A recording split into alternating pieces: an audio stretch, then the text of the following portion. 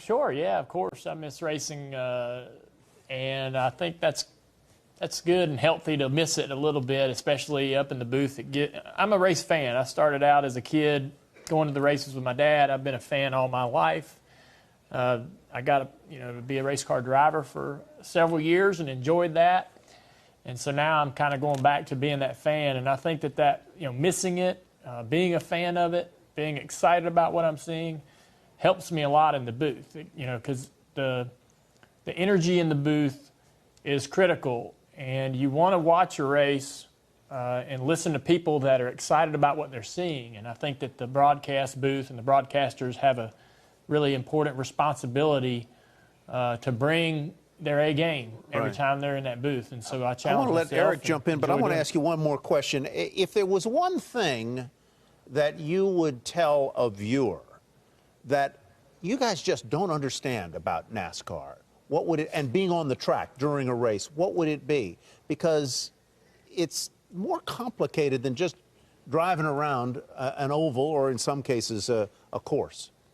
Yeah, I think that the one thing that we try to stress to our viewers is, number one, just how uncomfortable it is in those cars. At this race last year, the temperatures inside the cars were 150 degrees. Oh. Drivers are in there for 3.5, 4 hours running these races. There's no halftime. They don't get a break to go back to the locker room. No chance for them to go to the sidelines and get refreshments. I mean, they're just in these conditions that are terribly uncomfortable, miserable for hours. The cars are hard to drive. They're running these cars at the limit of grip. They're driving the car to the limit of the tires, to the limit of the mechanical and aero grip that the car provides. And it's just a real difficult challenge. The best thing that I can do is, give. Throughout the year, we're able to give ride-arounds where we get people in a two-seater with us, and that really gives them a good perspective. And we're not going nowhere near as fast as these guys will be going on Sunday in Chicago. And it gives you real respect for what they're doing out there on the racetrack and how tough those conditions are. Eric? Dale, your grandfather raced, your father raced, you're racing. NASCAR's a family business. You guys, this has been your family business. If you were in charge of NASCAR, what would you do to get those numbers up, get those ratings higher, get people back, butts in the seat? You know it from both perspectives. As a fan, as a viewer, as a broadcaster, as a racer, what would you do to change it? Well, I think that we have... people are going to come to the racetrack. They want to see a great race, but they're going to come to the racetrack because of the personalities, because of the drivers. What makes the sport so great are the names, the recognizable names, the polarizing figures, and the wild and extreme personalities. And we have those. We have those drivers in our sport today. And I think it's the sport's responsibility. It's the network's responsibility. Everyone holds a little bit of a responsibility to showcase who these drivers are, not just on the racetrack, but who they are as individuals, as people.